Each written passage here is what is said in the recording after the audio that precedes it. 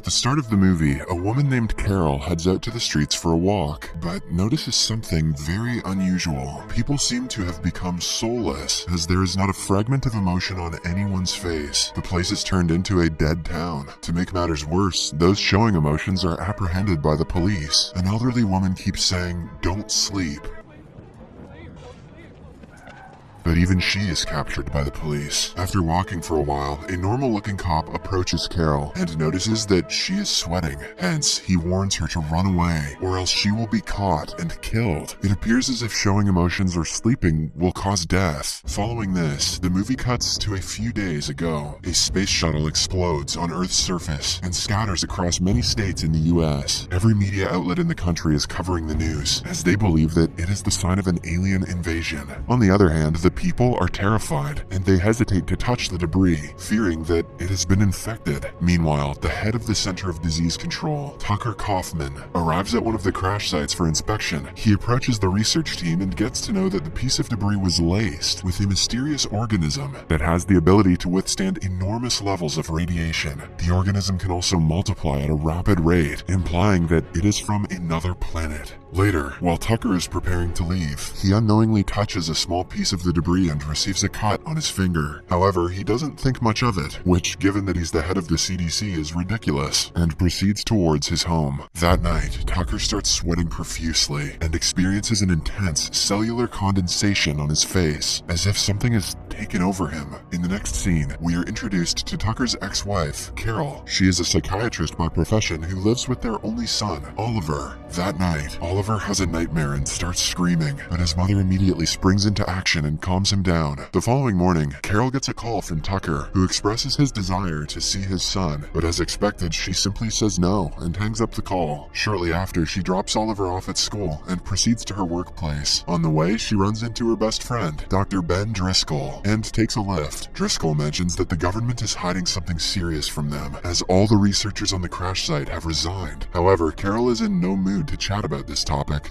and instead complains about her ex-husband. She tells Driscoll that Tucker has been acting very strange as of late, and he suddenly wants to see their son, despite being away for the past 4 years. As the two friends continue their conversation, they arrive outside Carol's office and part ways. Later, Carol starts her counseling session for the day. Her first patient is a middle-aged woman named Wendy, who reveals that her husband has been acting very weird as of late. Just a few days ago, he killed their family dog without any remorse. Carol instantly realizes that something is wrong, but for the time being, she just prescribes a few medications to her patient. Have some Xanax. That'll stop your husband from killing things. After finishing work, Carol and her neighbor Pam take their children out trick-or-treating, as it is Halloween night. When they approach a house, the family dog starts barking profusely, as if it has sensed something. Wendy's husband must be nearby. Carol and her gang proceed to leave, but just then, the dog lunges towards Pam's son, Andy, and tackles him to the ground. Surprisingly, despite the terrifying situation, the little boy doesn't even flinch. Instead, he squeezes the dog's mouth with his bare hands until help arrives and separates the two. Shortly after, the group reaches Carol's home, where the mothers have a brief chat. Pam reveals that Andy has been acting very strange for some days, and sometimes she thinks that he has lost his emotions. However, Carol, being a psychiatrist, assures her that it is very normal for kids his age. Suddenly, Oliver starts screaming from another room, and when Carol reaches there, she finds a strange piece of flesh coming out of his hand. Worried, she immediately takes it to Driscoll's lab, where his friend and popular scientist, Dr. Galeano, starts his experiments. In the meantime, a mysterious virus has started to decimate the country. Thousands of people are dying every day, but no one knows the cause of it. As a result, an emergency meeting is held in the capital, where all the prominent researchers are present. Tucker Kaufman, who has been tasked with headlining the meeting, explains that the new virus is spreading at an unprecedented rate, and if they don't do anything about it, the country will go into a recession. When some researchers ask about the solution, Tucker says that the only way to stem the spread is by conducting an inoculation program.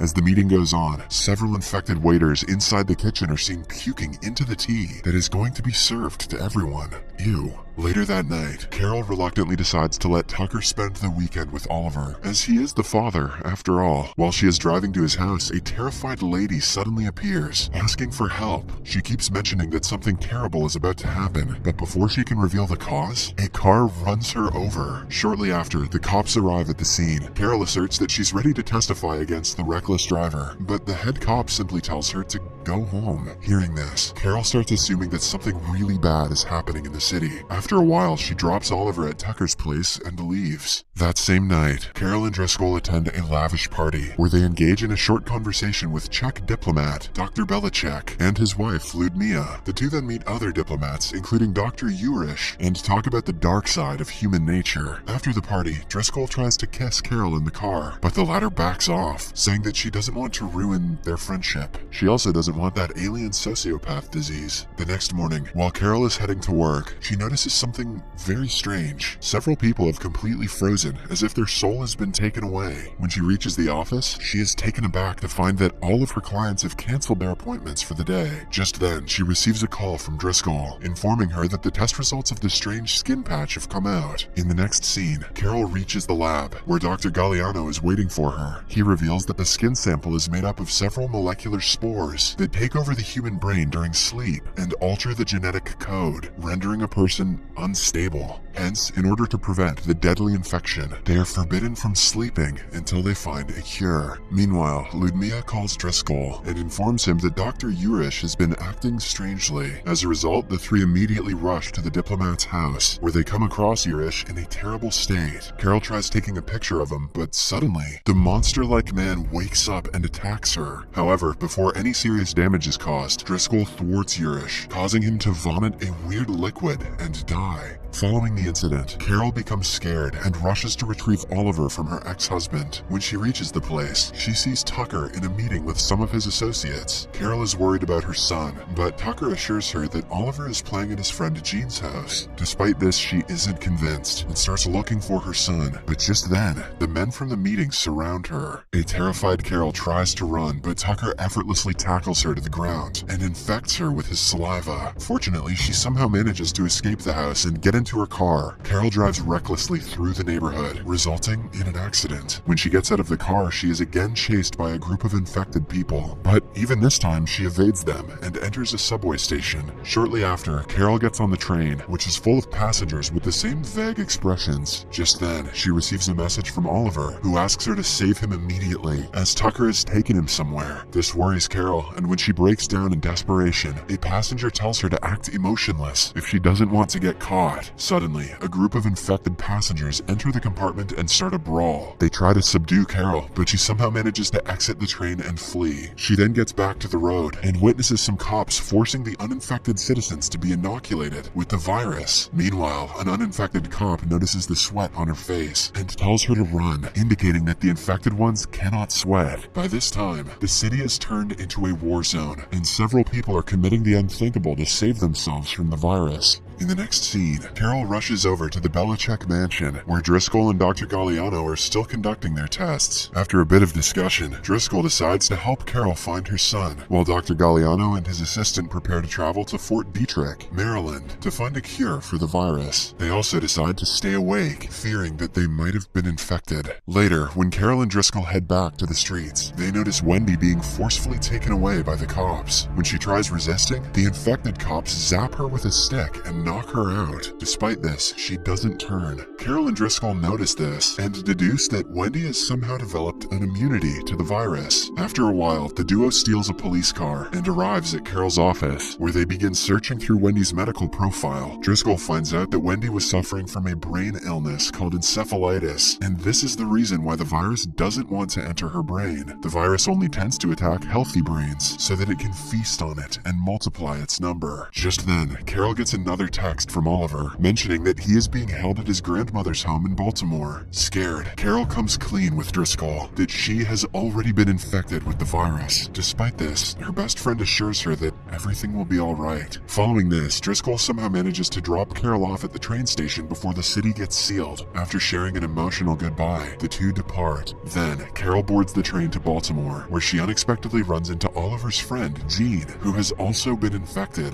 It turns out that he is also heading to meet Oliver. After the train reaches Baltimore, Tucker arrives at the station to escort Carol and Gene to his mother's place. That evening, Tucker gets a call from his associates and heads outside. Taking this as the perfect opportunity, Carol scans through the house and finally finds her son. The two then have an emotional reunion, and Oliver mentions that he is still uninfected despite sleeping every day. Here we get to know that the little boy is taking constant medication for his sleeping disorder, and that is why he isn't infected with the virus. Suddenly, Gene approaches the two and tries to infect them with the virus, but Carol easily swats him away and rushes out with her son. On the way out, Tucker catches wind of the escape and immediately chases after his family. He tracks them inside an abandoned warehouse and tries hurting them, but Carol grabs an iron rod and strikes him in the head, finally killing him. Following this, the mother-son duo enters a pharmacy, where Carol finds an injection and hands it over to her son. She then instructs the boy to inject it into her in case she falls asleep.